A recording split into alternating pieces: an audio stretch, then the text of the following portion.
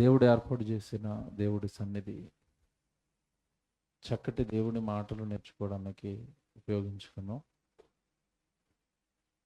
దేవుడు 26 పుస్తకాలు కలిగిన పరిశుద్ధ గ్రంథాన్ని రాయించి మన చేతుల్లో పెట్టిన ఉద్దేశం చాలా గొప్పదే. బైబిల్లో ఎంతోమంది భక్తిగా బ్రతికిన భక్తుల జీవితాలను రాయించాడు.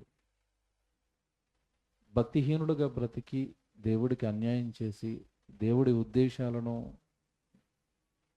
నాశనం చేసి వారికి ఇష్టంగా వారి జీవితాలను కొనసాగించుకున్న వారి చరిత్రలు బైబిల్లో దేవుడు రాయించాడు. బైబిల్ను మనం చదువుతున్నప్పుడు లేదంటే బైబిల్లో ఉన్న ప్రసంగాలు మనం వింటున్నప్పుడు మనకు అర్థం కావాల్సింది ఒకటి ఉంది. అది ఏంటి అంటే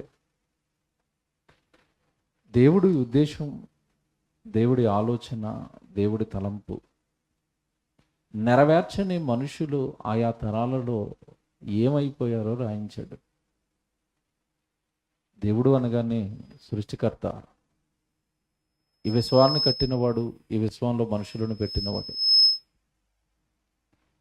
భూమి మీద ఉండే 60-70 సంవత్సరాలు మనిషి జీవించడానికి బైబిల్ను దేవుడు మన చేతిలో పెట్టి మనం ఎందుకు పుట్టాము, ఎలాంటి ఆలోచనలు కలిగి బ్రతకాలి, ఎలా దేవుడు ఉద్దేశాలు నెరవేర్చాలి అన్నది చక్కగా బైబిల్లో రాయించి దేవుడు పొందుపరిచి మన చేతుల్లో పెట్టాడు. ఈ సృష్టిని కట్టిన దేవుడు, ఈ సృష్టిలో మనుషులను పెట్టిన దేవుడు, సృష్టిని కట్టడానికి తాను కష్టపడ్డాను అని చెప్పాడు బైబిల్లో. మనకు తెలియదు కాదు, ఆ తొలినాళ్ళలోనే ఆది కాండంలోనే నేను విశ్రాంతి తీసుకునేంతగా అలసిపోయాను ఈ విశ్వం కట్టడానికి అని చెప్తాడు. అంటే దేవుడు అనే ఆయన ఈ భూమి మీద ఉన్న మనుషులు తన పిల్లలను ప్రేమించి తన పిల్లల కోసం కష్టపడిన వాడుగా, కష్టపడిన తండ్రిగా మనకు కనబడతాడు. భూమి మీద తన గర్భాన్ని పుట్టిన పిల్లల్ని పెంచటానికి తల్లి తండ్రి ఎంత కష్టపడతారో దానికి 100 రెట్లు 1000 రెట్లు కష్టపడిన వాడు పరలోకంలో ఉన్న ఆత్మలకు తండ్రి. ఈ భూమి మీద ఉన్న సమస్త మానవాళికి సృష్టికర్త తండ్రి దేవుడు కష్టపడ్డాడు. అలా కష్టపడి ఈ జీవితాన్ని ఇచ్చిన దేవుడు బైబిల్లో ఒక మాట రాశాడు. మీరు చాలా జాగ్రత్తగా అది చూడాలి.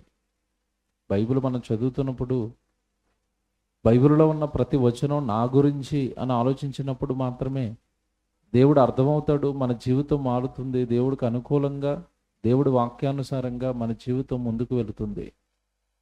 కీర్తన గ్రంథం 40వ అధ్యాయము 5వ వచనం ఒకసారి జాగ్రత్తగా బైబిల్ తీసుకోండి. దేవుడు దావీదు గారి నోట పలుకుతున్న ఒక అద్భుతమైన మాట ఇది. కీర్తన గ్రంథం 40వ అధ్యాయము 5వ వచనం చూడండి. యెహోవా నా దేవా, నీవు మా ఎడల జరిగించిన ఆశ్చర్యక్రియలను, మా ఎడల నీకున్న తలంపులను బహువిస్తారములు, వాటిని వివరించి చెప్పేదననుకుంటున్నా అవి లెక్కకు మించి ఉన్నవి. జాగ్రత్తగా వినండి వచనం, జాగ్రత్తగా ఆలోచించండి వచనం. భూమి మీద మనిషి అనుకున్నాడు, నేను పుట్టాను, నా ఇష్టానుసారం నేను బ్రతుకుతాను, నాకు ఇష్టమైనవి లోకంలో నేను చేస్తాను, నా ఆలోచనల ప్రకారం నేను బ్రతుకుతాను అనుకున్నాడు. కానీ దేవుడు అంటున్నాడు, మీ ఎడల నాకున్న తలంపులు, అంటే నీ జీవితం పట్ల, నీ జీవితాన్ని నీకు ఇచ్చిన నీ తండ్రికి ఒక తలంపు ఉంది, మర్చిపోకూడదు. జాగ్రత్తగా వినాలి వాక్యం. నీ జీవితాన్ని ఈ భూమి మీద ఇచ్చాడు చూసావు దేవుడు. 60-70 ఏళ్ళు నువ్వు బ్రతుకుండడానికి నీ కోసం కష్టపడుతున్నాడు చూశాడు దేవుడు. నీకు గాలి ఇచ్చి, నీకు నీరిచ్చి, నీకు ఆహారం ఇచ్చి, నీకు ఆరోగ్యం ఇచ్చి, నీకు ఆయుష్ ఇచ్చి, నీకు ఆహారం ఇచ్చి, ఎల్ల వేళలా కంటికి రెప్పలా కాపాడుతున్నాడు కదా దేవుడు. ఆ దేవుడికి ఈ భూమి మీద ఉన్న మనుషుల ఎడల తలంపులు ఉన్నాయి, మర్చిపోకూడదు. ఒక దావీదు పుట్టాడు, ఒక దావీదు ఎడల దేవుడికి ఒక సంకల్పం, దేవుడికి ఒక తలంపు ఉంది. రాజుగా నా పిల్లల్ని పరిపాలించాలి, సేవ చేయాలి. ఒక మోషే పుట్టాడు, మోషే ఎడల దేవుడికి ఒక తలంపు ఉంది, అదే ఇశ్రాయేలుకు నాయకుడై ఆ బానిసత్వంలో నుండి విడిపించాలి. భూమి మీద ఏ మనిషి పుడుతున్నానండి, దేవుడు ఒక తలంపుతో, ఒక ఉద్దేశంతో మనుషులకు జన్మనిస్తున్నాడు అన్న సంగతి వాస్తవం. ఇర్మియా పుట్టాడు. ఇర్మియా గురించి మొదటి అధ్యాయంలో అంటాడు, నేను నీకు రూపం ఇవ్వక మునుపే ప్రవక్తగా నిన్ను నియమించేశాను అంటాడు. ఇర్మియా గ్రంథం మొదటి అధ్యాయం 4వ వచనంలో. అంటే ఏ తరంలో ఏ వ్యక్తిని మీరు కదుపుతున్నా ఆ వ్యక్తి ఎడల దేవుడికంటూ తలంపులు ఉంటున్నాయి, దేవుడికంటూ ఉద్దేశాలు ఉంటున్నాయి, దేవుడికంటూ ఆలోచనలు ఉన్నాయి. ఇతడు ఈ పని చేస్తే బాగున్ను, ఇలా నా కొరకు ఉపయోగపడితే బాగున్ను, నా కోసం ఒక పాట పాడితే బాగున్ను, నా కోసం ప్రసంగాలు చేసే ఒక దైవజనుడిగా మారితే బాగున్ను, ఒక దైవజనుడికి సహకారిగా మారితే బాగున్ను. ఏదో ఒక తలంపుతో, ఏదో ఒక ఉద్దేశంతో మనుషులకు దేవుడు జన్మనిస్తాడు తప్ప మనుషులు ఏ కారణము లేకుండా భూమి మీద పుడతన్న వాళ్ళు కాదు. నీ జన్మకు ఒక పరమార్థం, నీ జన్మకు ఒక చరిత్ర, నీ జన్మకు ఒక ఉద్దేశం, నీ జన్మకు ఒక దేవుడి సంకల్పం, నీ జన్మ వెనకాల దేవుడికి ఒక తలంపు. సామాన్యమైంది అనుకున్నారండి మానవ జన్మ. ఏదో అలా పుట్టారు, వాళ్ళకి ఏది ఇష్టమో అది లోకంలో చేసుకుంటూ వెళ్ళిపోతున్నారు. ఏ ఉద్యోగం ఇష్టమైతే ఆ ఉద్యోగంలోకి వెళుతున్నారు, ఏది తినాలనుకుంటే తింటున్నారు, ఏది త్రాగాలనుకుంటే అది త్రాగుతున్నారు, ఏది కొనాలనుకుంటే అది కొనుక్కుంటున్నారు. నా జీవితం నా ఇష్టం అనుకున్నారు. దేవుడు రాయించిన అసలు వాస్తవాలు మర్చిపోయారండి. దేవుడు 60-70 ఏళ్ళు నీకు స్వాతంత్ర్యం ఇచ్చి విడిచిపెట్టాడు. నువ్వేం చేస్తున్నావో చూస్తున్నాడు ఆకాశంలో నుండి. మరణం తర్వాత అడుగుతాడు, ఏం చేసావు నా కోసం అని. నా కష్టాన్ని తిన్నావు కదా, నా ఒడిలో పెరిగావు కదా, నా కాపుదలలో రక్షించబడ్డావు కదా, నేను కదా నిన్ను కన్నది, నేను కదా నిన్ను పెంచింది, నేను కదా నీ సంరక్షకుడిని, నా వలన కనబడ్డావు, నా వలన పుట్టించబడ్డావు, నా వలన పెంచబడ్డావు, నా తలంపులు ఉన్నాయని నువ్వు పట్టుకొని నీ బైబిల్లో వాక్యం రాయించి నీ చేతుల్లో పెట్టాను. ఏనాడు దేవా నన్నెందుకు పుట్టించావు, నా ఎడల మీకున్న తలంపేంటని ఏనాడు అడగకుండానే నీ జీవితాన్ని ముగించేసావు లోకంలో నీ ఇష్టాలతో అని దేవుడు అడుగుతాడు. దేవుడు ఎంత బాగా రాశాడంటేనండి బైబిలు. ఇప్పుడు మీరు చదువుకున్న వచనంలో నీ ఎడల నాకున్న తలంపులు బహువిస్తారములు అన్నాడు కదా. ఎన్నో తలంపులతో భూమి మీద ఉన్న మనుషులకు జన్మనిచ్చాడట. కానీ మనిషి ఏమి తలస్తున్నాడో, ఎలా ఆలోచిస్తాడో మరొక చోట రాశాడండి. యెషయా గ్రంథం మీరు చూడండి, 55వ అధ్యాయము. అందరూ తీసుకోండి జాగ్రత్తగా. యెషయా గ్రంథం 55వ అధ్యాయము ఏమండి 9వ వచనం చూద్దాం, లేదా పైన చూద్దాం ఇంకా కొంచెం. యెషయా గ్రంథం 55వ అధ్యాయము 8వ వచనం చూద్దాం. యెషయా గ్రంథం 55వ అధ్యాయము ఏమండి 8వ వచనం చదువుతున్నారు. నా తలంపులు మీ తలంపులు వంటివి కావనేశాడు. చూసారా, మీ ఎడల నాకున్న తలంపు చాలా గొప్పది అనుకున్నాడు అన్నాడు దేవుడు. ఇందాక మనం చదువుకున్న వచనంలో ఇక్కడ అంటున్నాడు, నా తలంపులు మీ తలంపుల వంటివి కావు. మీరు ఒకలా ఆలోచిస్తున్నారు, నేను ఒకలా ఆలోచిస్తున్నాను. చెప్తానండి ఈరోజు మంచి ప్రసంగం, జాగ్రత్తగా వినాలి. మనిషి ఎలా ఆలోచించి దేవుడికి వ్యతిరేకమైపోయాడో, మనిషి ఏ తలంపులతో దేవుడికి వ్యతిరేక మారిపోయి దేవుడు వలన ఆశీర్వదింపబడవలసిన వాడు, దేవుడి వలన మేలుడు పొందుకోవలసిన వాడు, దేవుడి వలన కాపాడబడవలసిన వాడు, దేవుని వలన రక్షణ పొందవలసిన వాడు, దేవుడి వలన పరలోకానికి శాశ్వతమైన లోకానికి చేరుకోవలసిన వాడు దేవుని తలంపులకు భిన్నంగా తన జీవితాన్ని జీవించటం వలన నిత్యాగ్ని దండనకు సిద్ధమవుతున్నాడు. నా తలంపులు మీ తలంపులు వంటివి కావు. కొంచెం జాగ్రత్తగా ఈ వచనాన్ని ప్రాక్టికల్గా ఆలోచిద్దామండి. దేవుని తలంపులు మనిషి తలంపులు కలుస్తాయి? అసలు మ్యాచ్ అవుతున్నాయా?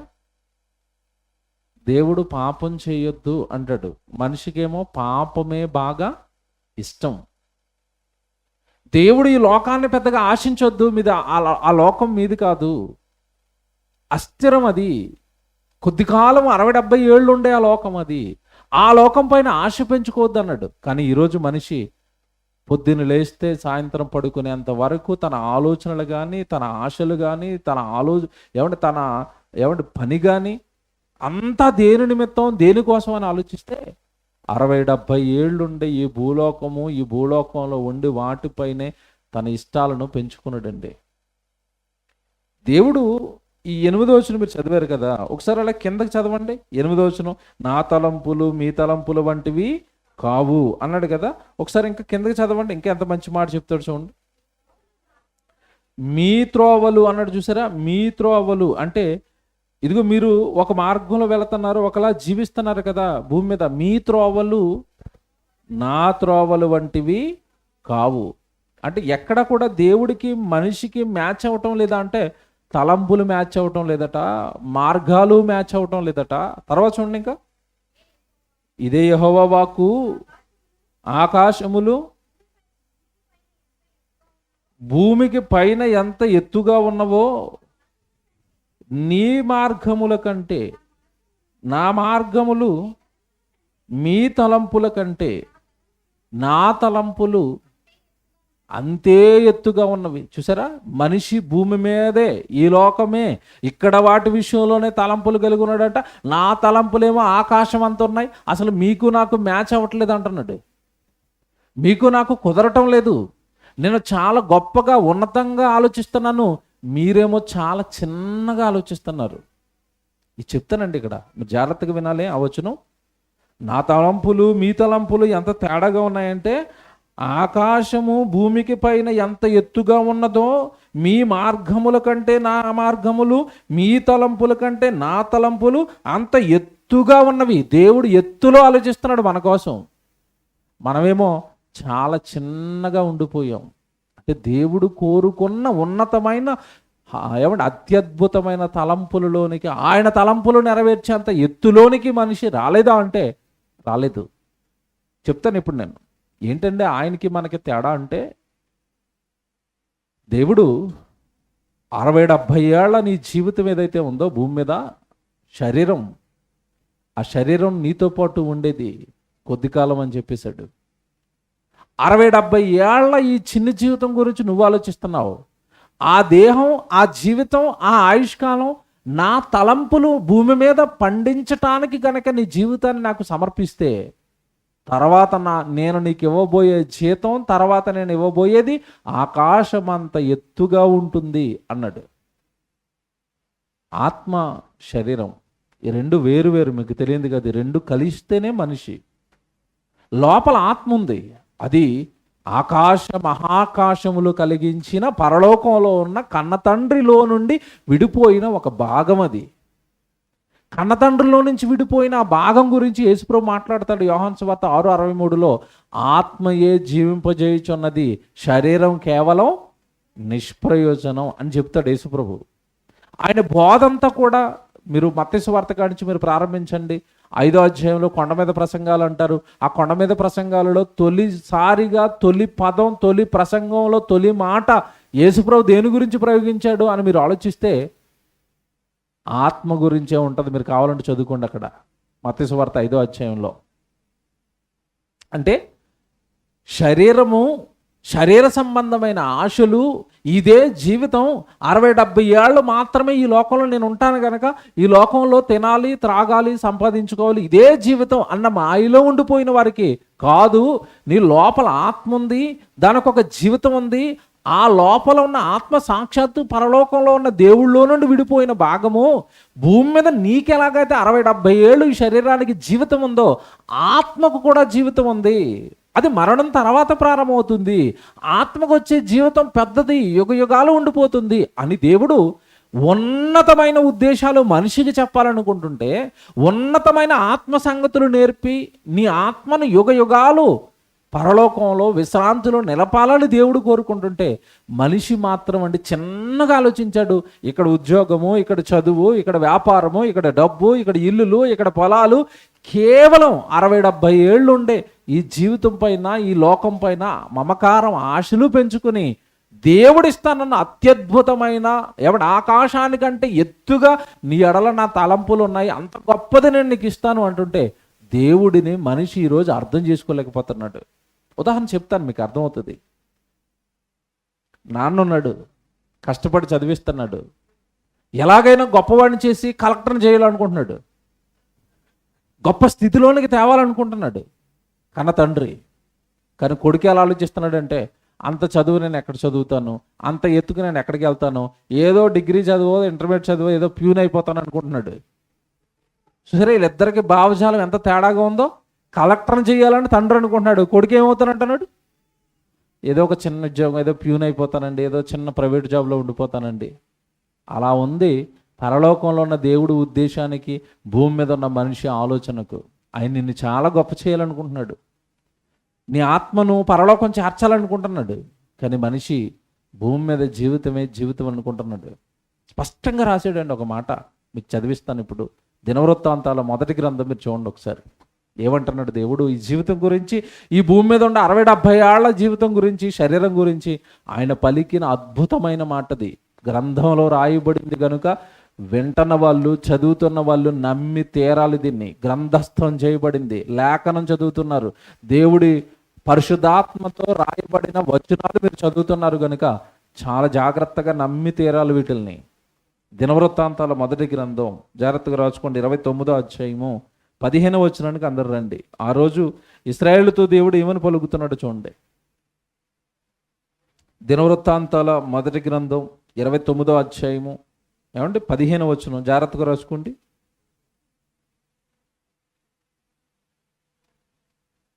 దినవృత్తాంతాల 1వ గ్రంథం 29వ అధ్యాయము 15వ వచనం. మా పితరులు అందరి వలె మేమును నీ సన్నిధిని అతిథులమును పరదేశులమునై ఉన్నాము. ఇదిగో మా భూ నివాస కాలము నీడ ఎంత అస్థిరము, స్థిరముగా ఉన్నవాడు ఒకడును లేడు. ఎంత బాగా రాశాడండి. ఇదిగో మా పితరులు ఉన్నారు కదా నీ సన్నిధిలో చాలా కాలం, మాకు ముందున్న భక్తులు, మాకున్న పితరులు ఉన్నారు కదా, మా పితరులు అందరి వలె మేమును నీ సన్నిధిని అతిథులము. అతిథులు అంటే అర్థం ఏంటి చెప్పండి. అతిథి అని ఎవరిని అంటారు? వచ్చి వెళ్ళిపోయే వాళ్ళని ఏమంటారు? అతిథి అంటారు. ఫ్యామిలీ మెంబర్ కాదనమాట, బయట నుంచి వచ్చాడు అతిథి. ఉంటాడా ఇంట్లో? ఉండడు. ఎన్ని రోజులు ఉంటాడు? 2 రోజులు, 3 రోజులు, 4 రోజులు, గట్టిగా అంటే 10 రోజులు ఉంటాడు, తర్వాత వెళ్ళిపోతాడు.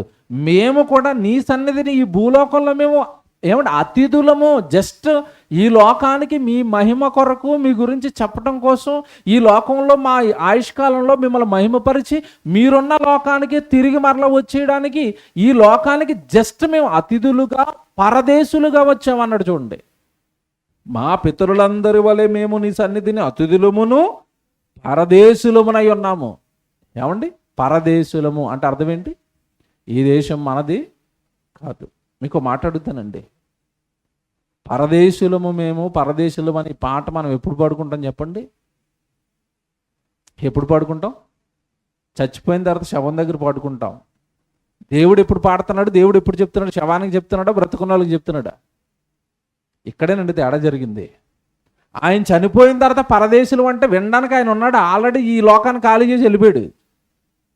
ఆయన దగ్గర పాడేం ఉపయోగం? అది చర్చిలో పాడుకోవాలి. మనం చర్చిలో పాడుకుంటే బ్రతుకున్నవాడికి భయం వేస్తుంది. అవును కదా, ఈ లోకం నాది కాదు కదా, నా బ్రతుకు బాగోలేదు కదా, నేను త్రాగుబోతును కదా, నేను తిరిగిపోతాను కదా, అలా నేను చచ్చిపోతే నేను నరకానికి వెళ్తానా, నేను పరలోకానికి వెళ్తానా, ఈ లోకంలో నేను ఉండను కదా. పరదేశులము, యాత్రికులమన్న బోధ బ్రతుకున్నప్పుడు సంఘంలో జరగాలి.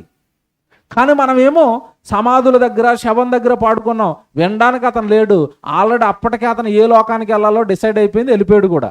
అక్కడ పాడే ఉపయోగం లేదు. అందుకే దేవుడు అంటున్నాడు, మా పితరులందరి వలె భూమి మీద మేము అతిథులము, నెక్స్ట్ పరదేశులమై ఉన్నాము. నెక్స్ట్ తర్వాత మాట ఏంటి అక్కడ?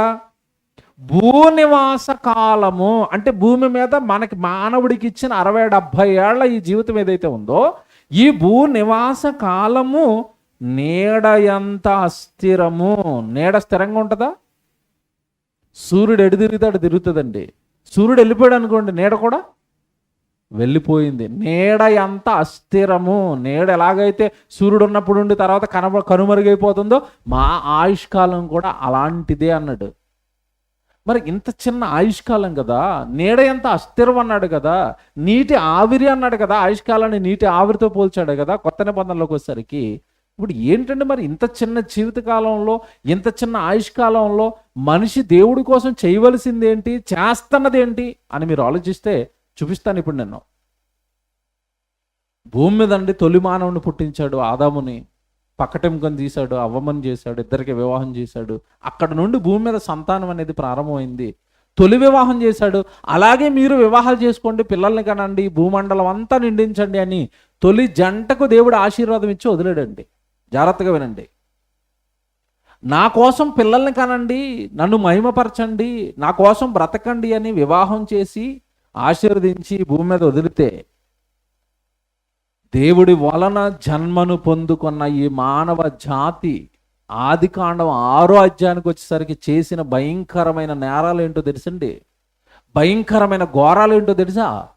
ఆయన ఒక తలంపుతో ఈ జన్మనిచ్చాడు.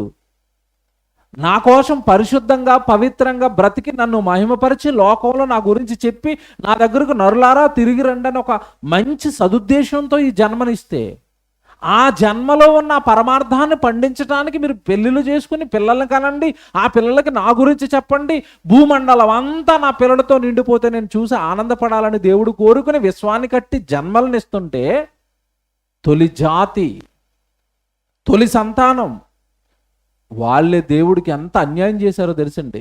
ఒకసారి ఆదికాండం 6వ అధ్యాయానికి రండి. జలప్రళయం వచ్చింది, జలప్రళయంలో అందరినీ ముంచి చంపాడని మనం చదువుకుంటాం. అసలు ఆ జలప్రళయానికి అసలు కారణం ఏంటో చెప్తారండి ఈరోజు.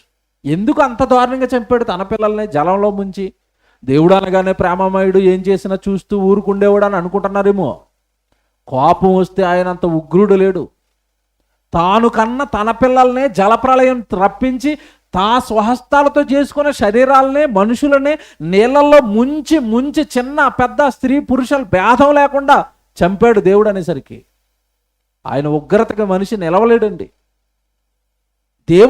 దేవుడే జలప్రళయం రప్పించాడు, ఆకాశపు తూములు విప్పాడు, భూమండలం అంతా జల సమాధి చేశాడు దేవుడు. కారణం ఏంటో తెలుసండి? వాళ్ళు చేసిన తప్పు ఏంటో తెలుసండి? వాళ్ళు చేసిన నేరాలేంటో తెలుసండి? ఏ తలంపుతో జీవితం ఇచ్చాడో ఆ తలంపుతో బ్రతకకుండా వాళ్ళు సొంత తలంపులతో, సొంత ఇష్టాలతో జీవితాన్ని కొనసాగించాలనుకున్నారు. కోపంతో రగిలిపోయిన దేవుడు ఏం చేశాడో ఒకసారి ఆదికాండం 6వ అధ్యాయానికి రండి. 6వ అధ్యాయానికి వచ్చేస్తే 3వ వచనంలో చూడండి ఏమంటున్నాడు. 3వ వచనం, అప్పుడు యెహోవా, నా ఆత్మ నరులతో ఎల్లప్పుడూ వాదించదు. నేను ఒక మనుషులతో మాట్లాడడానికి ఇష్టపడటం లేదు. చూసారా, నా ఆత్మ నరులతో వాదించదు. నరులు మంచోళ్ళు కాదు, పాడైపోయారు, భయంకరులుగా మారారు. ఏమన్నా ఎందుకండి దేవుడికి ఎంత కోపం వచ్చింది? నేను మనుషులతో మాట్లాడను అన్నంత కోపం ఎందుకు వచ్చేసింది? ఏమంటే ఆదామవ్వలను పెట్టుకున్నప్పుడు ఏదైనా తోటలో ప్రతి చల్లపూట వచ్చి మాట్లాడుకుంటున్నాడే ఆదామవ్వలతో.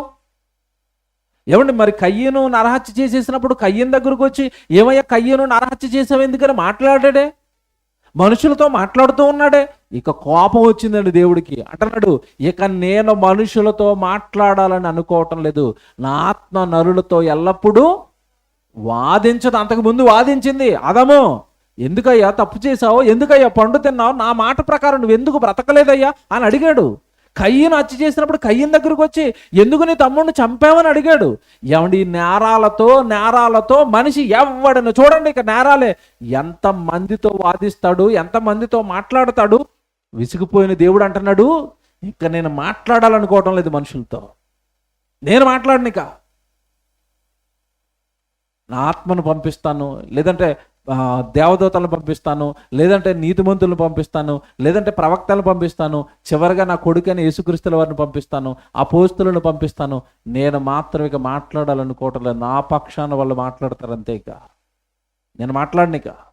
విసిగిపోయాను ఈ మనుషులను చూశానడు. ఏమంటే ఇంత కోపం తొలినాళ్ళల్లోనే దేవుడికి ఎందుకు వచ్చింది అంటే, జాగ్రత్తగా వినాలి, ఇది నేను ఎప్పటి నుంచి చెప్తున్న మాటలు. మనిషిని దేవుడు ఈ లోకంలో పెట్టిన తర్వాత అండి, ఈ రంగుల లోకాన్ని చూసి దేవుడు పెట్టిన నియమ నిబంధనలను మీరాడు మనిషి. ఉదాహరణ, ఇక్కడ ఎందుకు వచ్చిందండి జలప్రళయం జరగడానికి కారణం ఏంటి?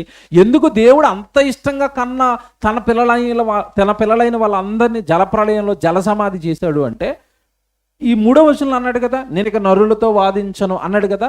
ఇంత కోపం ఈయనకి తొలినాళ్ళలోనే ఎందుకు వచ్చింది అంటే, పైన 2వ వచనం చూడండి మీరు, పైన 2వ వచనం ఒకసారి 2వ వచనం చూడండి. దేవుని కుమారులు నరుని కుమార్తెలు చక్కని వారిని చూచి వారందరిలో తమకు మనసుకు వచ్చిన స్త్రీలను వివాహము చేసుకొనిరి. ఆగండి, ఇది మీరు చాలాసార్లు చదివారు. తొలినాళ్ళలోనట దేవుని కుమారులు అనగానే పురుషులండి, నరుని కుమార్తె అనగానే స్త్రీ. దీనికి ఏవేవో అర్థాలు చెప్పారు, అవేవి కాదు, అవేవి బైబిల్ సరిపోవు. దేవుని కుమారులు అనగానే దేవదూతలని, నరుని కుమార్తెలు అనగానే స్త్రీలని, దేవదూతలు వచ్చి భూమి మీద ఉన్న స్త్రీలను పెళ్లిళ్ళు చేసుకున్నాయని రకరకాల వ్యాఖ్యానాలు చేసేసారు దీని మీద. ఇది శుద్ధ అబద్ధం. బైబిల్లో దేవదూతలు పెళ్లి చేసుకున్నట్టుగా ఎక్కడా లేదు. పైపెచ్చు యేసుప్రభువే చెప్తాడు మార్కు సువార్తలో, దేవదూతల వలె మీరుంటారు, పరలోకంలో పెళ్లిళ్ళు ఉండవని చెప్పాడు. దేవదూతలకి పెళ్లిళ్ళు లేవని చెప్తే, ఏమంటే ఈ 2వ వచనం మీద చాలా మంది వ్యాఖ్యానం చేసి దేవదూతలు భూమి మీద ఉన్న స్త్రీలు పెళ్లి చేసుకున్నారని చెప్పారు. కాదండి, నరుని కుమార్తె అనగానే స్త్రీ, ఏమంటే దేవుని కుమారుడు అనగానే పురుషుడు. ఆదాము గురించి లోకాసు వార్త 3:38 ఒక వచనం ఉంటుంది, మీ అందరికి తెలుసు. లోకాసు వార్త 3:38 ఆదాము గురించి రాయబడిన మాట ఏంటంటే, ఆదాము దేవునికి కుమారుడు. దేవుని కుమారుడు అనగానే పురుషుడు. అక్కడ పురుషులు స్త్రీలు పెళ్లి చేసుకుంటున్నారట, పర్వాలేదు, పురుషులు స్త్రీ వివాహం చేసుకోవాలన్నది దేవుడు పెట్టిన నియమమే. కానీ ఇక్కడ జరుగుతున్నది ఏంటి? 2వ వచనం తీక్షణంగా చదవడం వల్ల, 2వ వచనం, దేవుని కుమారులు నరుని కుమార్తెలు చక్కని వారిని చూచి వారందరిలో తమ మనసుకు వచ్చిన స్త్రీలను వివాహం చేసుకుని, స్త్రీలను వివాహం చేసుకుంటున్నారు, స్త్రీలను వివాహం చేసుకుంటున్నారు. దేవుడు స్త్రీలను చేసుకోమన్నాడా, ఒకే స్త్రీని చేసుకోమన్నాడా? మీకు అర్థమైందా? ఆదాము గారికి 4-3 భార్యను చేసి ఇచ్చాడా, ఒక భార్యని ఇచ్చాడా? ఒకే భార్యని ఇచ్చాడు. ఒకే భార్య ఒకే భర్త, ఇది దేవుడి లా, దేవుడి చట్టం. దాన్ని తొలి జాతే మీరింది. మీరు వాళ్ళు ఎలా పెళ్లి చేసుకుంటున్నారట? తమ మనసుకు వచ్చిన స్త్రీలు అంటే ఏ ఆడపిల్ల మీద మనసు పడితే ఆమెను పెళ్లి చేసుకుంటున్నాడు. మీకు అర్థమైందా? ఈరోజు ఇప్పుడు నచ్చిందండి, ఇంకా భార్య అనగానే మీకు తెలియదు కాదు కదా, కొద్ది రోజులకు అందం చెరిగిపోద్ది. పిల్లలు పుట్టగానే అందం చెరిగిపోయి కొంచెం లావెక్కగానే నీ మొహం బాగలేదు, నీ రూగు బాగలేదు, నీకు విడాకులు అంటున్నాడు, ఇంకో దాన్ని పెళ్లి చేసుకున్నాడు. ఎలాగుంటా చెప్పండి ఆ లోకం? ఒకసారి ఊహించుకోండి. అసలు దాన్ని సమాజం అంటారా? దాన్ని సభ్య సమాజం అంటారండి? నచ్చిన వాళ్ళు అందరినీ పెళ్లి చేసుకుంటా వెళ్ళిపోతే అది వ్యభిచారం అవుతుందా, వివాహ వ్యవస్థ అవుతుందా? మీరు చెప్పండి. ఎందుకు వచ్చిందండి దేవుడికి కోపం? ఆదాము అవ్వ ఒక స్త్రీకి ఒక పురుషుడు. నేను ఈ నియమ నిబంధనలతో వివాహ వ్యవస్థను నేను భూమి మీద పెడితే, నేను పెట్టిన ఈ నియమాన్ని మీరు మీరి మీకు ఇష్టం వచ్చిన వాళ్ళు అందరినీ పెళ్ళిళ్ళు చేసుకుంటారా? ఒరే, మీరు పెళ్ళిళ్ళు చేసుకుంటున్నారా, వ్యభిచారం చేస్తున్నారా? ఈ భయంకరమైన ఈ సమాజాన్ని నేను చూడలేను, వీళ్ళతో మాట్లాడడానికి కూడా నాకు ఇష్టం లేదు. ఇక అదే అంటున్నాడు 3వ వచనంలో, నా ఆత్మ నరులతో ఇంకెల్లప్పుడూ నేను ఇలాంటి వాళ్ళతో అసలు నేను మాట్లాడు. నేను తెలియకేదో తప్పు చేసావు, చిన్న తప్పు, వస్తాను సరి చేస్తాను, కానీ పెళ్లి మీద పెళ్ళ, పెళ్లి మీద పెళ్ళ, పెళ్లి మీద పెళ్ళ.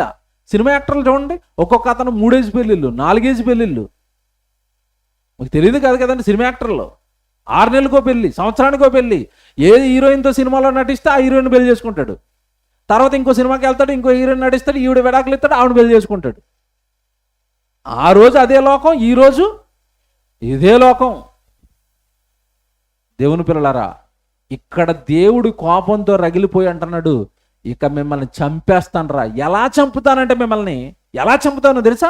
నా మాటను మీరినందుకు మిమ్మల్ని ఎలా చంపుతానో తెలుసా? జల సమాధి చేస్తాను అన్నాడు. అన్నట్టుగానే ఒక్క నీతిమంతుడైన నావ కుటుంబాన్ని కాపాడుకున్నాడు. మిగతా వాళ్ళందరినీ ఏం చేశాడు చెప్పండి? చంపాడు. చంపడా దేవుడు? చంపుతాడు. ఇదే కారణం ఇంకొక మారణకాండ జరిగించాడు బైబిల్లో, మీకు తెలియదు కాదు. సొదొమ గొమొర్రా పట్టణాలను ఏమండి అగ్నిగంధకాలను కురిపించి కాల్చేశాడు. అక్కడ కూడా కారణం ఏంటి చెప్పండి? వ్యభిచారం. అస్సలు నచ్చదండి దేవుడికి ఇది, భయంకరమైన వ్యభిచారం. ఇప్పుడు మీకు అసలు విషయం అడుగుతున్నాను, జాగ్రత్తగా వినండి. ఏ తలంపుతో దేవుడు జీవితాన్ని ఇస్తున్నాడు, వీడు ఏం చేస్తున్నాడు చెప్పండి భూమి మీదకి వచ్చిన తర్వాత? ఒక మాట చెప్తాను మీకు, జాగ్రత్తగా వినండి. లోక ఆశలతో మనిషి దేవుని కోపాన్ని తన మీదకి తెచ్చుకుంటున్నాడు. మళ్ళా చెప్తున్నాను, జాగ్రత్తగా వినండి. ఇక్కడి నుంచి ఈరోజు మీరు నేను చెప్పిన ఈ విషయాన్ని మనసులో పెట్టుకుని మీరు బైబిల్ చదవండి. మీకు బైబిల్ చాలా క్లారిటీగా అర్థమవుతుందండి.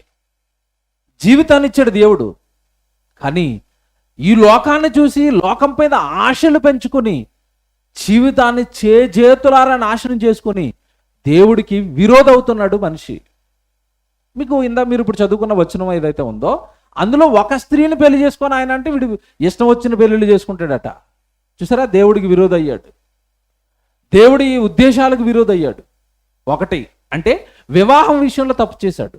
ఇలా మీరు బైబిల్ అంతా చదువుకుంటూ వెళ్ళండి. ఏ భక్తిహీనుడు పడిపోయినా ప్రతి భక్తిహీనుడు కూడా తన జీవితంలో ఏదో ఒక ఆశతో పడిపోతాడు. అంటే మనుషులను నాశనం చేస్తున్నది ఏంటో తెలుసండి? లోక ఆశలు. ఇవి దేవుడికి నచ్చవు, నిన్ను దేవుడికి దూరం చేస్తాయి. శాశ్వతంగా దేవుడికి నీకు సంబంధాలు లేకుండా దేవుడికి నీకు ఉన్న సత్సంబంధాలు తెగిపోవడానికి మూల కారణం ఈ లోకం మీద, ఈ లోకంలో ఉన్న వాటి మీద నువ్వు ఏమైనా మమకారం, ఆశ, ప్రేమ పెంచుకున్నావా? పరలోకంలో ఉన్న కన్న తండ్రి నిన్ను శాశ్వతంగా విడిచిపెడతాడు, మర్చిపోకండి. కారణం ఏంటంటే, ప్రారంభంలో నేను ఒక వచనం చదివించాను, భూనివాసము నీడయంత అస్థిరము అన్నాడు కదా. ఈ లోకంలో నువ్వు ఉండనప్పుడు ఈ లోకంలో ఉండే వాటిపైన నువ్వు ప్రేమను, ఆప్యాయతలు, నువ్వు ఆలోచనలు ఎందుకు ఎక్కువగా పెంచుకుంటున్నావు? ఉండని దాని మీద. ఇది మీకు అర్థం అవుతుంది. ఉదాహరణ చెప్తాను, దేవుడు ఆలోచనలు ఎలా ఉంటాయో చెప్తాను, జాగ్రత్తగా వినండి. దేవుడు ఆలోచనలు ఎలా ఉంటాయో చెప్తాను. ప్రయాణం కోసం ట్రైన్ రిజర్వేషన్ చేసుకున్నారు. రిజర్వేషన్ చేసుకున్న తర్వాత ఆ సీటు మీదేనా? మీదే. ట్రైన్ ఎక్కిపోయారు, సీట్ నెంబర్ చూశారు 40, S2 S2 బోగి ఎత్తుకున్నారు, 40 సీట్ ఎత్తుకున్నారు. దొరికిపోయింది సీటు. చక్కగా పక్క వేసుకున్నారు, తలగడ పెట్టుకున్నారు, పడుకున్నారు. ఇప్పుడు ఆ సీట్ ఎవరిది? మీదే. సీట్ నాదే. ఇంకా నిద్రపోకుండా 5 నిమిషాలకు ఒకసారి సీట్ని ఎలా చూసుకుంటారా? సీట్ నాదే, సీటు కొనుక్కున్నాను, సీట్ నాదే, సీటు కొనుక్కున్నాను. నిద్రపోకుండా ఒకసారి అలా లేచి సీటు అనుకుంటున్నారు అనుకోండి, ఆడికి ఏం పట్టింది అంటారు చెప్పండి?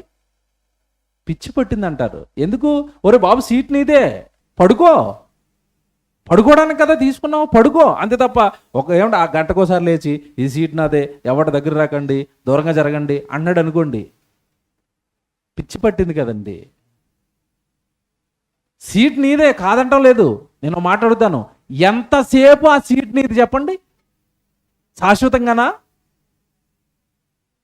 ప్రయాణం అయిపోయింది, ఎక్కడికక్కడ నట్లిప్పుకొని సీట్ అట్టుకెళ్ళిపోతాను అన్నాడు అనుకోండి, రైల్వే డిపార్ట్మెంట్ ఊరుకుంటాడా? ఒరే బాబు, నీకు ప్రయాణానికి ఇచ్చాను, నీ ప్రయాణం అయిపోయిన నువ్వు దిగి వెళ్ళిపో ఇంటికి, అంతే కదా? Very good. భూమి మీద నీకు జీవితం ఇచ్చాడు 60-70 ఏళ్ళు. ఈ భూమి మీద ఆయన పనిచేసి దిగిపోయి వెళ్ళిపో, నీ తర్వాత ఇంకొకటి వస్తాడు. ఈ భూమి నాదే, 7 ఎకరాలు నాదే, బోర్డు వేసేస్తాను, పెన్షన్లు వేసేస్తాను, ఇక్కడే ఉండిపోతాను, వెళ్ళి పొలాన్ని ఒకసారి చూసుకొని అలాగా ఆనందపడిపోతాను. నీకు కూడా ఏం పట్టింది?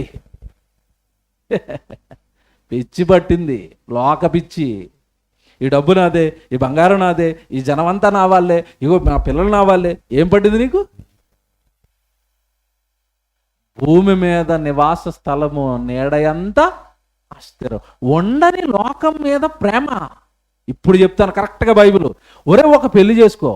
వాళ్ళ మీద ఎందుకు కోపం వచ్చిందో చెప్తున్నాను. ఒక పెళ్లి చేసుకో, పిల్లల్ని కాను, నా కోసం వాళ్ళని పెంచు, నువ్వు చనిపోయినా దగ్గరికి వచ్చే అన్నాడు. ఈడేం చేస్తున్నాడు? ఒక పెళ్లి నాకు సరిపోదు ప్రభా, 4గురిని చేసుకుంటాను. చంపేశాడు అక్కడ.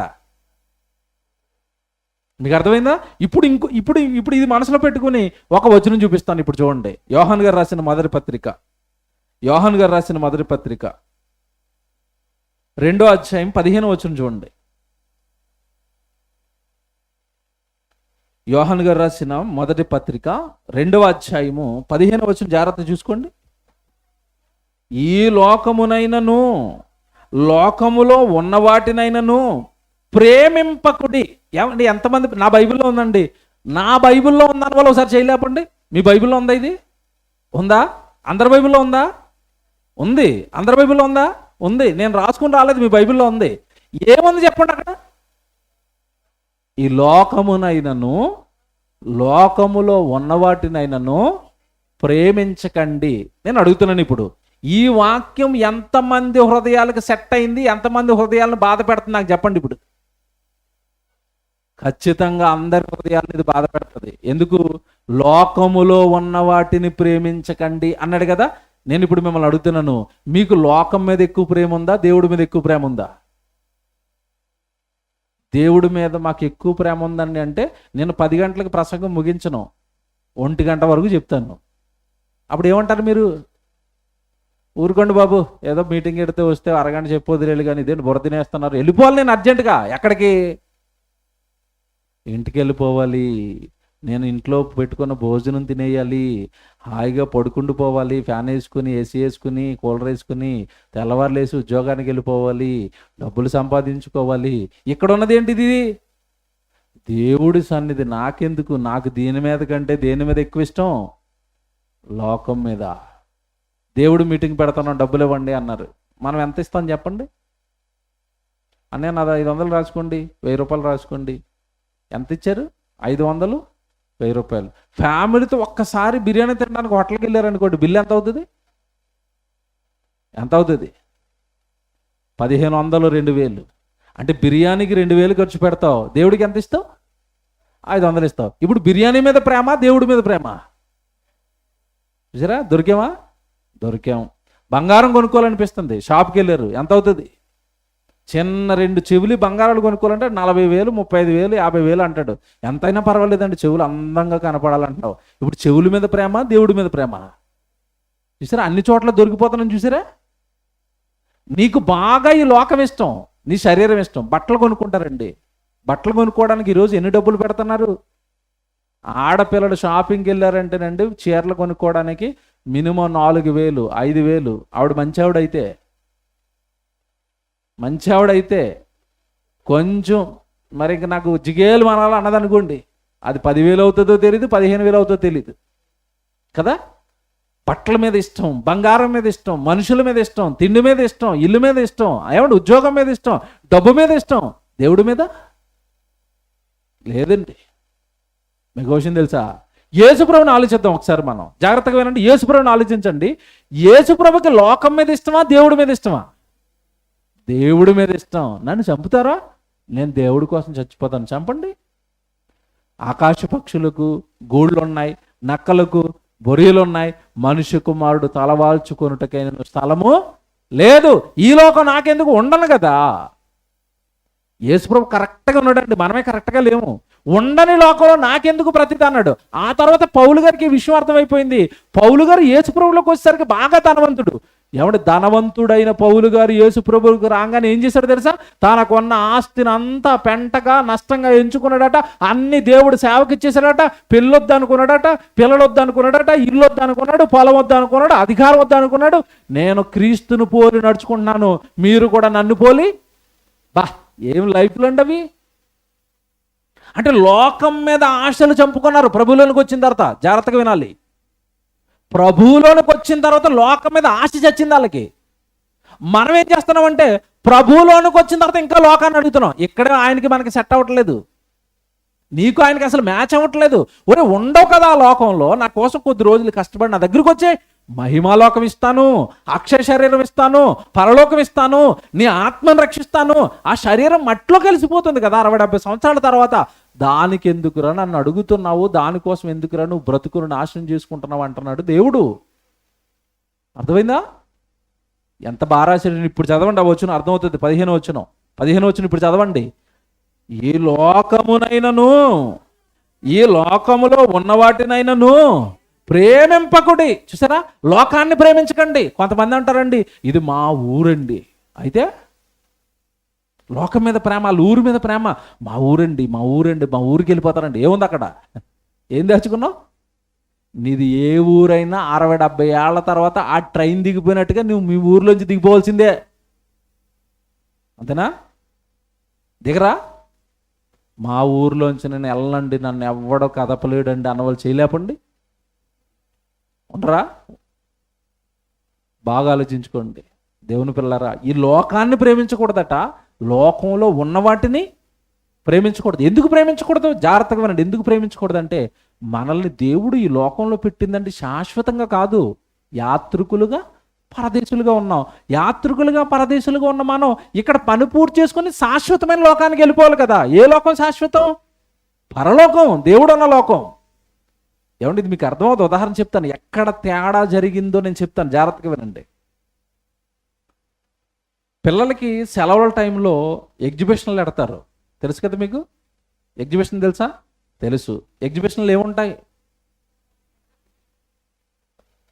అయ్యో, దాన్ని ఇలాగ ఒక చక్రం తిరుగుతూ ఉంటుందండి, జైంట్ వీల్ ఏదో అంటారు దాన్ని.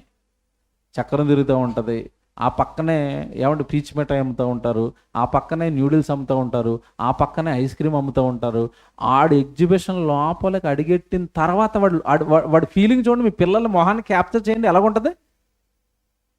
నవ్వు, సంతోషం, కేరింతలు. ఇక్కడ జైంట్ వీల్ అంటాడు, అక్కడ ఏనుగు అంటాడు. ఏమంటే ఇక్కడేమో అదిగో ఒంటిని నడుపుతాను, ఒంటి ఎక్కేస్తానంటాడు, ఆ పైకి ఎక్కేస్తానంటాడు, ఉయ్యాలు ఊగేస్తానంటాడు. ఆ పక్కన ఏదో ఏమండి ఇలాగా ఏమంటారు దాన్ని, ఉయ్యాలు ఉంటుంది, ఉయ్యాలకి ఊగేస్తానంటాడు. ఇంకా అసలు చేతికి దొరుకుతాడండి ఎగ్జిబిషన్ తీసుకెళ్ళిన తర్వాత? దొరకడు. ఇంకా ఆడు అలాగ అనుభవిస్తూ అది ఎక్కేస్తాను, అది తినేస్తాను, అది త్రాగేస్తాను, అది ఎక్కేస్తాను. ఏమంటే చూస్తాను మీకు ఎలాగుంటుంది? పెద్దోళ్ళకి మీకు ఎలాగుంటుంది చెప్పండి? ఈడు ఎప్పుడు ఆగిపోతాడు, ఇంటికి వెళ్ళిపోతాం, కాళ్ళు లాగేస్తున్నారా నాయన. ఈడు మాత్రం అది ఎక్కేస్తాను, ఇది ఎక్కేస్తాను. మీకు ఎలాగుంది? ఒరే త్వరగా రా, కాళ్ళు లాగేస్తున్నారా, ఇంటికి వెళ్ళిపోదాం రా అంటే, వద్దురాడి నేను ఇంకోటి ఎక్కుతాను అంటాడు. మీకు అర్థమైందా? వన్స్ అండ్ ఎగ్జిబిషన్లోకి తీసుకెళ్ళిన తర్వాత ఇంటికి రావడానికి ఇష్టపడతాడా? ఇష్టపడ్డు. మీకు విషయం తెలుసా? పర్మనెంట్గా ఆడు అక్కడే ఉండిపోతే నన్ను మా డాడీ ఇక్కడ వదిలేస్తే ఎంత బాగుంది అనుకుంటాడు. అని డాడీ వదులుతాడా?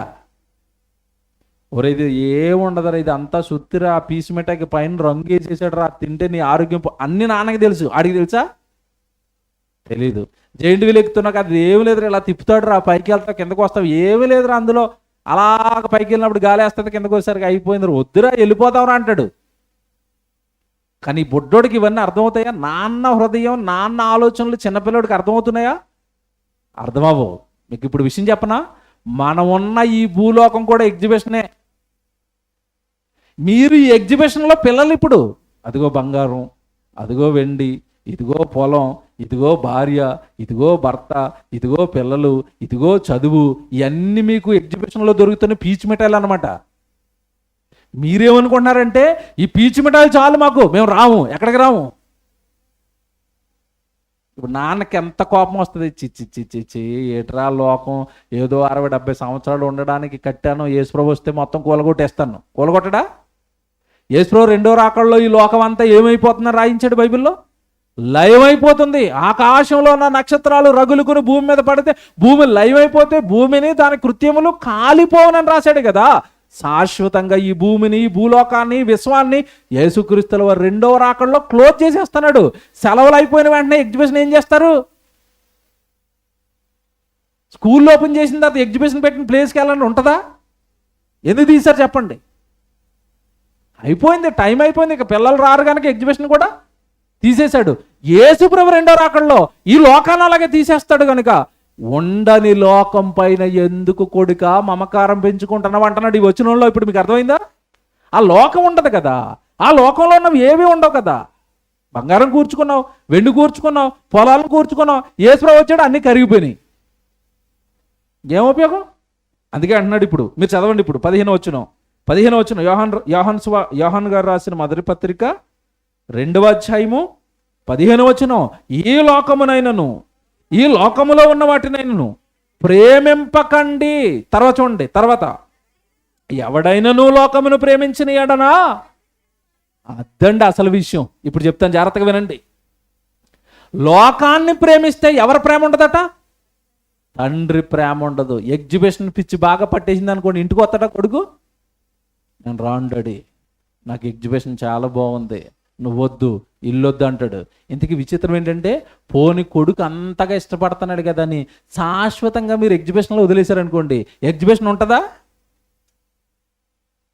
ఇది అర్థమవుతుంది వీడికి. 15 రోజుల్లో తీసేస్తారా, ఇదంతా కేవలం సెట్టింగ్ రా, అన్నీ విప్పేస్తారా, విప్పేసిన తర్వాత ఇది ఏమీ లేదన్న చిన్న మెదటికి ఆ జ్ఞానం అందటం లేదు కనుక నాకు ఇక్కడే ఉంటాను, నేను ఎగ్జిబిషన్లో ఉంటాను, నాకు ఇదే బాగుంది అంటాడు.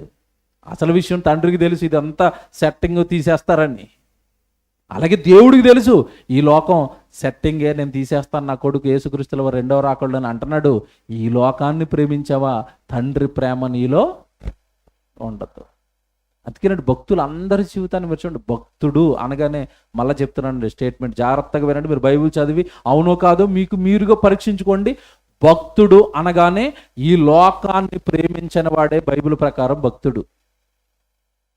ఈ లోకంలో ఉన్న వేటిని ఆశించిన వాడే భక్తుడు. ఈ లోకంలో ఉన్నవాడిని ఆశించిన వాళ్ళందరూ కూడా భక్తిహీనుడు బైబిల్ ప్రకారం. చెప్తాను ఇప్పుడు మీకు కొన్ని ఉదాహరణలు. కరెక్ట్గా అవునండి అవునండి అవునండి అవునండి. ఈ లోకంలో ఉన్న వాటిని మీరు ప్రేమించొద్దు అన్నాడు. ఎలీషా పక్కనే ఒక శిష్యుడు అన్నాడు, గెహాజీ. ఎలీషా వద్దన్నాడు. ఆ రోజు నయమానిస్తున్న బహుమానాన్ని, వెండిని, బట్టలను, వస్త్రాలను వద్దన్నాడు. ఎలీషా వద్దన్నాడు. కానీ ఎవరు తెచ్చుకున్నాడు వెళ్ళి? గెహాజీ తెచ్చుకున్నాడు. ఇప్పుడు గెహాజీని ఏమని చదువుకుంటాం, ఎలీషాని ఏమని చదువుకుంటాం మీరు చెప్పండి. ఎలీషా ప్రవక్త, భక్తుడు. గెహాజీ వాడొక భక్తిహీనుడు, లోకాన్ని ఆశించిన భక్తిహీనుడు అంటున్నావు. ఏమండి మీకు మాట్లాడగనా? లోకాన్ని ఆశించిన గెహాజీ భక్తిహీనుడైతే ఈ లోకం పైన ఇష్టం పెంచుకున్న మీరు నేను ఎవరని చెప్పండి. ఇప్పుడు ఎలీషాలవా? మనమెవరం? భక్తిహీనులం కాదు. కాకపోతే మన దగ్గరికి వచ్చేసరికి ఒప్పుకోవడానికి మనసు రాదు అంతే. గెహాజీ గారిని అయితే అనేస్తాం, వాడు మంచుడు కదండి. నువ్వు మరి ఆడు సంపాదించుకుని తప్పు చేశాడు, వద్దన్న గురువుగారు వద్దన్న తెచ్చుకున్నాడు, భక్తిహీనుడు అంటున్నావు కదా. ఇప్పుడు నీ సంగతి ఏంటి? దేవుడి కోసం నువ్వు ఇచ్చేవాడిగా ఉన్నావా? ఈ లోకాన్ని ఆశించేవాడిగా ఉన్నావా? ఈ లోకం పైన ప్రేమ పెంచుకున్నవాడిగా ఉన్నావా? లోక ఆశలతో మనిషి అండి ఈరోజు నరకానికి వెళ్ళిపోతున్నాడండి. సాక్షాత్తు యేసు ప్రభు వెనకాల 12 మంది శిష్యులు ఉన్నారు. ఆ 12 మందికి నిత్య జీవార్థమైన వాక్యాలు నేర్పాడు. ఆత్మ శాశ్వతమైనది, భూమిలో కలిసిపోతుంది మీ మట్టి దేహం పైన ప్రేమలు పెంచుకోకండి, సేవకిచ్చేయండి. వాళ్ళు కొట్టినా బాధపడకండి, వాళ్ళు జైల్లో మిమ్మల్ని వేసినా బాధపడకండి. మీ ఆత్మని మాత్రం ఎవడో చంపలేడు, మీ దేహాన్ని చంపుతారు మాత్రం వాళ్ళు. దేహాన్ని చంపే వాళ్ళకి మీరు భయపడకండి.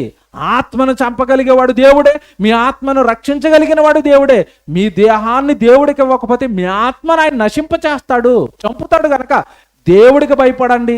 ఈ దేహాన్ని ఏమన్నా నలగగొట్టే వాళ్ళకి, ఈ దేహానికి శిక్షలు వేసే మనుషులకు మీరు భయపడకండి అని చెప్పి చక్కగా ట్రైనింగ్ ఇచ్చి లోకానికి పంపాడండి. ఈ బోధ 11 మందికి ఎక్కింది, ఒకటికి ఎక్కలేదు. ఎవరికి? ఇస్కరియోతు యోధాకు ఎక్కలేదు. వాళ్ళు 11 మంది సేవ, ఆత్మ రక్షణ అంటుంటే ఈడు ఒక్కడు మాత్రం ఏం పట్టుకుంటాడు చెప్పండి? డబ్బు సంచి, కానుకల సంచి. ఆ కానుక సంచిలో ఉన్న డబ్బులు సరిపోవని ఏమంటే డైరెక్ట్గా యేసు ప్రభునే బేరం పెట్టేశాడు. మా ప్రభు నమ్మేస్తాం, మాకెంత ఇస్తారో చెప్పండి. ఏ ఆశలో ఉన్నాడు చెప్పండి ఇస్కరియోతు యోధా? ఏ ఆశ? లోక ఆశ. చూసారా, 30 వెండి నాణాలు ఆశించి ప్రభువునే అమ్మేసాడండి. చచ్చిపోయి ఎక్కడికి వెళ్ళిపోయాడు? నరకానికి వెళ్ళిపోయాడు. ఇప్పుడు మిమ్మల్ని అడుగుతున్నాను, ఏ ఆత్మ నరకానికి వెళ్ళిపోతుందన్నా, ఏ వ్యక్తి జీవితం చితికిపోతుందన్నా కారణం ఏంటి చెప్పండి? ఇప్పుడు నాకు సింగిల్ లైన్ ఆన్సర్. కారణం ఏంటి? లోక ఆశలు. అంతే కదా. అక్కడ జలప్రళయానికి కారణం లోక ఆశ. ఇస్కరియోతు యోధా జీవితం నాశనానికి కారణం లోక ఆశ. గెహాజీ గారి జీవితం నాశనం అయిపోవడానికి కారణం లోక ఆశ. అననీయ సప్పిరాలు భార్య భర్తలిద్దరు ప్రాణం పోగొట్టుకోవడానికి గల కారణం లోక ఆశ. బిలాము ప్రవక్త గాడిదతో బుద్ధి చెప్పించుకోవడానికి గల కారణం లోక ఆశ. ఎన్ని చెప్పమంటారు ఇలాగా బైబిల్లో? కనుక దేవుని పిల్లలుగా ఈ రాత్రి దేవుడు మనతో చెప్తున్నాడు, ఈ లోకాన్ని మనం ఏం చేయకూడదట? వద్దండి, ఉండవండి ఈ లోకంలో. మీరు దేన్ని ప్రేమిస్తారు చెప్పండి? పోనీ ప్రేమించినది మిమ్మల్ని కాపాడుతుందా? మనుషులను ప్రేమించారు అనుకోండి మీరు. చాలామంది దేవుడి కంటే దేవుడు గుడికి వస్తున్న సహోదరులు, దేవుడు గుడికి వస్తున్న పిల్లల కంటే చాలా మందికి ప్రేమ బయట ఉన్న వాళ్ళ మీద ప్రేమ. నా బంధువులండి, నా స్నేహితులండి, నా బలగం అండి అంటారు. మనుషులు ప్రేమించామనుకో, మనుషుల యొక్క అసలు స్వరూపం కరోనా టైంలో బయటపడిందా? నీ కరోనా వచ్చినప్పుడు ఎవరైనా వచ్చారా నీ దగ్గరికి? వచ్చారా? ముట్టుకున్నారా? అంతటి దూరంలో ఇసిరి వెళ్ళిపోయారు, అలా కుక్కకి ఇసిరినట్టుగా నీకు పళ్ళు. వాళ్ళని నువ్వు నమ్ముకుంటావు, నీ దగ్గరికి రాని వాళ్ళనా, నిన్ను ముట్టుకోని వాళ్ళనా. ఏమన్నా నేను అడుగుతున్నాను, ఇంకొకసారి కరోనా వచ్చింది అనుకోండి, మళ్ళా నిజ స్వరూపాలు మళ్ళీ బయటికి రావా? మనుషుల్ని ప్రేమించుకో, వాళ్ళు నిన్ను ప్రేమించరు. ఒకవేళ ప్రేమించినా పోనీ ఎవరినో నువ్వు అమితంగా ప్రేమిస్తున్నావు మనిషిని, నువ్వు చచ్చిపోయిన తర్వాత నీతో పాటు వస్తాడా? శవాన్ని పట్టుకెళ్ళి పాతి పెట్టేస్తాడా? రాని వాళ్ళని, నిన్ను కాపాడని వాళ్ళని, నిన్ను రక్షించలేని వాళ్ళని, నీకు ఏమి చేయలేని మనుషులను ప్రేమిస్తున్నావు ఎందుకు? నీకు అక్కరకు రాని లోకాన్ని ప్రేమిస్తున్నావు ఎందుకు? దేవుడిని ఎందుకు విడిచిపెడుతున్నావు? దేవుడు వాక్యానికి ఎందుకు అన్యాయం చేస్తున్నావు? దేవుడి దగ్గర ఎందుకు రాలేకపోతున్నావు? దేవుడితో ఎందుకు గడపలేకపోతున్నావు? దేవుడి సన్నిధిలో ఎందుకు ఉండలేకపోతున్నావు? దేవుడి సేవలో ఎందుకు ఉండలేకపోతున్నావు? ఎందుకు ఈ లోకంలో భయంకరమైన ఆశలు నువ్వు పెంచుకుంటున్నావు? వాక్యం పక్షాన, దేవుడు పక్షాన నేను గట్టిగా మాట్లాడుతున్నానండి. వాక్యంలో ఉంది గనక గట్టిగా మాట్లాడగలుగుతున్నాను. ఎందుకు నీకు ఈ ఆశ ఈ లోకం పైన? ఎందుకు ఈ ఆశ నీకు? యేసు చెప్పాడండి, అది చెప్పి నేను ముగించాలి. లూకాసు వార్తకి రండి అందరూ. ప్రతి తరంలో ప్రతి వాళ్ళు నాశనానికి వెనకాల ఉన్న కారణాలు ఎంత బాగా చెప్పాడో లూకాసు వార్త 17వ అధ్యాయానికి రండి. యేసు చెప్తున్నాడు ఇవి. లూకాసు వార్త 17వ అధ్యాయము 26 నుంచి చదువుతామండి.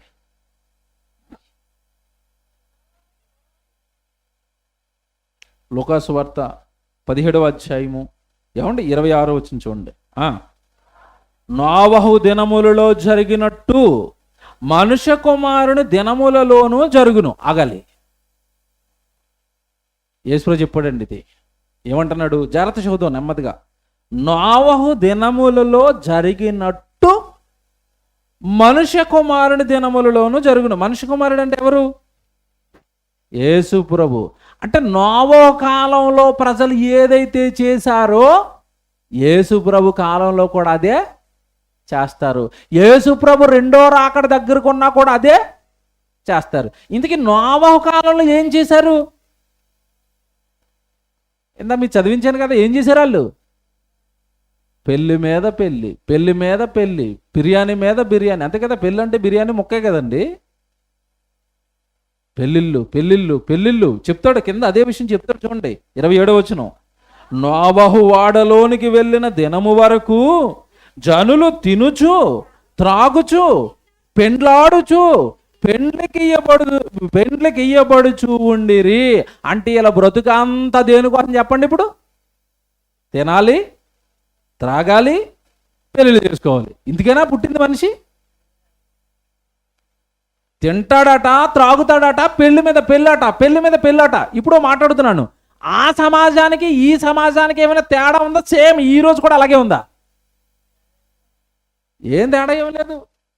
ఈరోజు కూడా తిండి, ఏమండి, ఈరోజు కూడా త్రాగుడు, ఈరోజు కూడా పార్టీలు, ఈరోజు కూడా పెళ్ళిళ్ళు. అదే లోకం, అదే తీరు, అదే జీవితం. ఏం తేడా ఉంది చెప్పండి? ఏం తేడా ఉంది? ఇప్పుడు చెప్తాడు. కిందకి వెళ్ళేసరికి చూడండి, 27 చదివారు కదా. నోవహు వాడలోనికి వెళ్ళిన దినం వరకు జనుడు తినుచు త్రాగుచు పెండ్లాడుచు పెండ్లికి ఇయ్యబడుచు ఉండిరి. అంతలో జలప్రళయం వచ్చి వారందరినీ నాశనం చేసెను. లోతు దినములలో జరిగినట్టును జరుగును. ఆ సందర్భం అయిపోయింది, వాళ్ళు లోతు దగ్గరికి వచ్చాడు. ఇప్పుడు ఈ సందర్భం అంతా కూడా ఎందుకు చెప్తున్నాడంటే, జలప్రళయం వచ్చి వాళ్ళందరినీ నాశనం చేసేంత వరకు ఈ పెళ్ళిళ్ళు పెళ్ళిళ్ళు పెళ్ళిళ్ళు, తినటం త్రాగటం పెళ్ళి, తినటం త్రాగటం పెళ్ళి. ఇప్పుడు మాట్లాడగనా, యేసుప్రభు రేపు వచ్చాడు అనుకోండి, యేసుప్రభు ఎల్లుండి వచ్చేసాడు అనుకోండి, మన బ్రతుకులు కూడా ఎలా ఉన్నాయి చెప్పండి? ఇప్పుడు అంతే. తేడా ఏముంది పెద్దగా? తినడం, త్రాగటం. మీకు మాట్లాడగనా, ఈరోజు మీ బంధువుల్లో ఎవరిదైనా పెళ్ళి ఉందనుకోండి, మీలో ఎంతమంది ప్రార్థనకు వస్తారు? చేయొద్దండి. డైరెక్ట్గా మిమ్మల్ని బుక్ చేస్తున్నాను. ఈరోజు మీ బంధువులు మీకు పెళ్లి చెప్పారండి, పెళ్లి జరుగుతుందండి అక్కడ, మీరు పెళ్ళికి వస్తారా ప్రార్థనకు వస్తారా? పెళ్ళికే పోతారు. కరెక్ట్గా మీరు పెళ్లిలో ఉన్నప్పుడు యేసుప్రభు వచ్చాడు, ఎక్కడికి వెళ్ళిపోతారు? అర్థమైంది ఇప్పుడు కరెక్ట్గా? ఇప్పుడు కరెక్ట్గా అర్థమవుతుందా? ఆ లోకం ఎలాగుందో ఈ లోకం అలాగే ఉంది. జాగ్రత్తగా విను. ఆ రోజు సమాజం ఎలాగుందో ఈ రోజు సమాజం అలాగే ఉంది. నువ్వు ఆ లోకంతో ఆ సమాజంతో నువ్వు కలిసిపోతాను అంటే నీకు వచ్చేది కూడా ఏంటో తెలుసా? అంతిమంగా నాశనం. నిత్యాగ్ని దండన. లోకం తింటది, లోకం త్రాగుతుంది. వాళ్ళకి చచ్చిపోయిన తర్వాత బ్రతుకుందని తెలియదు, చచ్చిపోయిన తర్వాత తీర్పు ఉందని తెలియదు, యేసుప్రభు వస్తే రెండో రాకడుందని తెలియదు. వాళ్ళకి ఏమీ తెలియదు కనుక ఆస్తులు అంటారు, ఇల్లులు అంటారు, పొలం అంటారు, బంగారం అంటారు, పరలోకం వద్దంటారు, నిత్యజీవం వద్దంటారు. వాడిని అవి తెలియని వాడు బ్రతుకుతున్నాడు అంటే పర్వాలేదు. అన్నీ తెలిసి నీకు కూడా ఇదే జీవితమా? నోవ గారు అక్కడ 100 సంవత్సరాలు ప్రకటిస్తూ వాడకడుతున్నా ఊరి మధ్యలోకి నీళ్ళు వస్తాయా? ఊరి మధ్యలోకి జలప్రలయం వస్తుందా? నువ్వు వాళ్ళకి ఎక్కిపోతావా? మేం చచ్చిపోతామా? చెప్పేవులవే కబుర్లు అన్నారు ఆ రోజు. ఈరోజు మనం చెప్తున్నాం ఏమని? తినడానికో త్రాగడానికో ఈ లోకంలో సుఖించడానికో భోగించడానికో నువ్వు పుట్టింది కాదు. పరలోకంలో ఉన్న తండ్రిని మహిమపరచడానికి దేవుడి కోసం నువ్వు పుట్టావు. రేపు యేసుప్రభు వస్తే పరలోకానికి వెళ్ళిపోయేంత భక్తి జీవితం నీలో ఉండాలి, పరిశుద్ధమైన జీవితం ఉండాలి, ప్రభు పని నీ చేతుల్లో ఉండాలి. యేసుప్రభు రేపు రెండో రకంలో వస్తే ప్రభు నీ కోసం బ్రతికాలని నేను సిద్ధంగా ఉన్నానని ఆయన ఎదుర్కోవడానికి సిద్ధపడాలి అని ఈరోజు గొంతెత్తి అరుస్తున్న చాలా మందికి ఇది ఎలాగుందంటే, ఇలాంటి ప్రసంగాలు పోలు విన్నామండి. విను, ఇలాగే లైట్ తీసుకో. రేపు వచ్చేస్తాడు, ఎల్లుండి వస్తాడు. ఎందుకంటే ఆయన రాకడ గురించి ఏమని రాయబడింది తెలుసండి బైబిల్లో? ప్రభు దినము దొంగ వచ్చునట్లుగా. దొంగ చెప్పొస్తాడా మీ ఇంట్లోకి దొంగతనానికి వస్తున్నాడని? యేసుప్రభు నీకు చెప్పొస్తాడా రేపు వచ్చేస్తానని కొంచెం పాపాలు మానేసి బాప్తిసం తీసేసుకోని నీకు చెప్పొస్తాడా? చూసారండి ఎంత ప్రమాదంలో ఉన్నాయి? చూసారండి మనిషి జీవితం. ఒకప్పుడు నోవహు దినాలలో ఏది జరిగిందో ఇప్పుడు అదే జరుగుతుంది. ఒకప్పుడు లోతు దినాల్లో ఏది జరిగిందో ఇప్పుడు అదే జరుగుతుంది. వాళ్ళు ఎలా నాశనానికి వెళ్ళారో ఈరోజు సమాజం కూడా నాశనానికి సిద్ధంగా ఉంది. అందులో నువ్వేమైనా ఉన్నావేమో చూసుకో, అందులో నువ్వేమైనా కొట్టుకుపోతున్నావేమో చూసుకో, అందులో నీ ఆలోచనలు ఏమైనా కలిసిపోయేమో చూసుకో. నువ్వు వేరుపరచబడ్డావా? నువ్వు వేరైపోయావా? వేరవ్వాలి. క్రైస్తవుడు వేరు, లోకం వేరు. ఇది బైబిల్ చెప్పింది. యోహాను సువార్త మీకు చదివించాను ఇందాక, అదే మొదటి యోహాను, క్షమించండి, యోహాను గారు రాసిన పత్రిక 5వ అధ్యాయము 19వ వచనం జాగ్రత్త చూసుకోండి. యోహాను గారు రాసిన మొదటి పత్రిక 5వ అధ్యాయము 19వ వచనం జాగ్రత్త రాసుకోండి. ఇది యోహాను గారు రాసిన మొదటి పత్రిక 5వ అధ్యాయము 19వ వచనం. మనము దేవుని సంబంధులమనియు. చూసారా, మనము దేవుని సంబంధులము. లోకానికి దేవుడితో సంబంధం లేదు, వాళ్ళు దేవుడు నమ్మలేదు, దేవుడు ఎవరో కూడా వాళ్ళకి తెలియదు. సృష్టికర్త దేవుడు, మనుషులను చేసిన ఆయన దేవుడు, కానీ ఆ విషయం వాళ్ళకి తెలియదు. వాళ్ళు చేసుకున్న వాళ్ళు దేవుళ్ళుగా దేవతలుగా ఏమంటే వాళ్ళ విశ్వాసాలు వాళ్ళని ఏమనం. కానీ దేవుడు ఎరగని సమాజం ఉంది కదా. నువ్వు దేవుని సంబంధివు కదా. నువ్వు దేవుని సంబంధివైనప్పుడు లోకమంతా కూడా దేనిలో ఉందని నువ్వు గుర్తించాలంటే దుష్టుని యందుందని నీకు తెలీదా? లోకం దుష్టుని యందుంది కనుక ఆ పరలోకం దుష్టుడు వాళ్ళకి కనపడినవాడు, దేవుడిని కనపడినవాడు, పరిశుద్ధంగా ఉండాలని కనపడినవాడు పాపం చేయిస్తాడు, నేరాలు చేయిస్తాడు, లోకంలో బ్రతుకంటాడు, సంపాదిద్దాం అంటాడు, ఇదే జీవితం అంటాడు. కానీ వాళ్ళు దుష్టుల్లో ఉండిపోయారు కనుక పరలోకం వాళ్ళకి కనపడదు కనుక వాళ్ళు అలా బ్రతికేస్తారు. నువ్వు దేవుని సంబంధివు కదా, నీకు ఈ ఆలోచన పైకి ఉండాలి కదా. ఆయన తలంపులు ఎరిగిన వాడవైతే పరలోకం నిత్యజీవం మళ్ళీ యేసుక్రీస్తు వారు రెండవ రాకడలో నేను వెళ్ళిపోతాను సిద్ధపాటు ఇదంతా నువ్వు గుర్తెరిగి నువ్వు దేవుడి కోసం నిలబడాలి కదా. దేవుని సంబంధివైన నువ్వు లోక సంబంధిలా బ్రతికేస్తున్నావా? లోకంతో కలిసిపోయావా? వాళ్ళ ఆశలతో కలిసిపోయావా? వాళ్ళ ఆలోచనలతో కలిసిపోయావా? ఒక్కసారి ఆలోచించు, మనోనేత్రం వెలిగించుకో వాక్యంతో. ఒక్కసారి పైకి చూడు. పరలోకంలో మీ నాన్న, పరలోకం, నిత్యజీవం ఇవన్నీ కళ్ళకు కట్టినట్టుగా నీకు కనబడతాయి.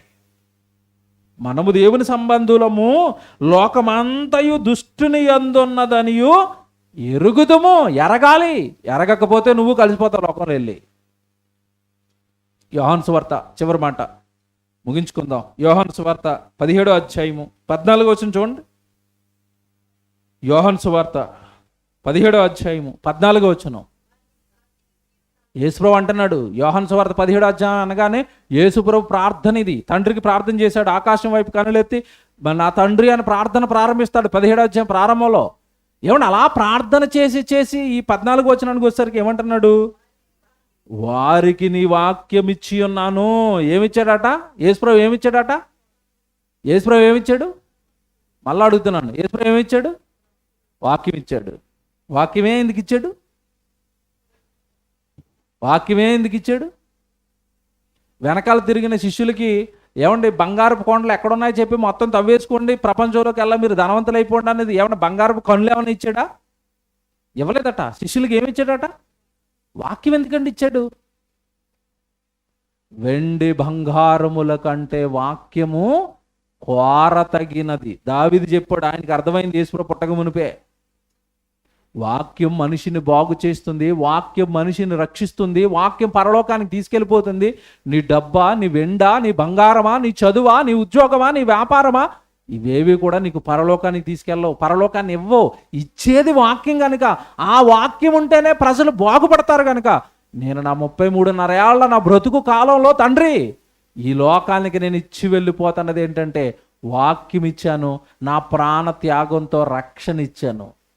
రక్షణ, వాక్యం, ఈ రెండు ఈ లోకానికి ఇచ్చినని వెళ్ళిపోతున్నాను. వారికి నీ వాక్యం ఇచ్చి ఉన్నాను. తర్వాత మాట చూడండి ఏమనుంది అక్కడ, నేను లోక సంబంధిని కానట్టు వారును లోక సంబంధులు కారు. చూసారా మన గురించి ఎంత బాగా ఆశ కలుగున్నాడండి. నేను లోక సంబంధిని కాదు, వారు కూడా ఏమవ్వకూడదట, లోక సంబంధులుగా మారకండి. ఎవరు లోక సంబంధి? లోతు భార్య. దైవ సంబంధ, లోక సంబంధ. కాలిపోతుంది, వెనక్కి తిరిగి చూడొద్దామా అంటే వెనక్కి తిరిగి చూసిందంటే దేనిపైన ప్రేమ? లోతు భార్యకి. ఈ లోకం పైన ఉప్పు స్తంభం అయిపోయింది. ఇస్కరియోతు యోధ నాశనం అయిపోయాడు. అననీయ సప్పిరాలు నాశనం అయిపోయారు. గెహాజీ నాశనం అయిపోయాడు. ఎంతమంది జీవితాలను చెప్పనండి ఇలా నాశనం అయిపోయారు వాళ్ళంతా. కారణం లోక ఆశలు, లోకం పైన పిచ్చి ప్రేమ. యేసుప్రభువు అంటున్నాడు, నేను లోక సంబంధిని కాదు. ఈ లోకంతో, ఈ లోకంలో ఉన్న వాటితో నాకు ఎటువంటి సంబంధము లేదు. ఇప్పుడు ఇంకో మాట చెప్తాను, అక్కడ మీరు జాగ్రత్తగా వచనం చదువుతున్నప్పుడు అండి చాలా జాగ్రత్తగా వచనాలు చదవాలి. నేను లోక సంబంధిని కానట్టు వారును లోక సంబంధులు అంటే మన విషయంలో ఏం కోరుకుంటున్నాడు ఇప్పుడు చెప్పండి యేసుప్రభు? నేను ఎలాగైతే ఈ లోకంతో సంబంధం లేకుండా బ్రతికానో నా వారు, నన్ను నమ్మిన వారు కూడా ఈ లోకంతో వాళ్ళ సంబంధం లేకుండా బ్రతకాలి. అప్పుడే నేనున్న లోకానికి మీరు వస్తారు. వీడు ప్రయాణం అయిపోయింది, చెప్పాను కదా, రిజర్వేషన్ చేసుకున్నాడు సీటు, ప్రయాణం అయిపోయింది.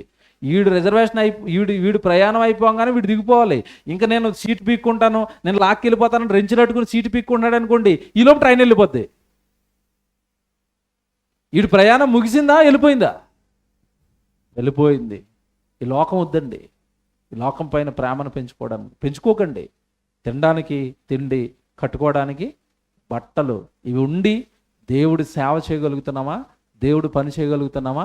దేవుడు మీరు వెళుతున్న సంఘానికి, సేవకుడికి మీరు సహకారం ఇవ్వగలుగుతున్నారా? సేవకుడు వెనకాల ఉండగలుగుతున్నారా? దేవుడి సేవ చేయించగలుగుతున్నారా? చాలండి, ఎనఫ్.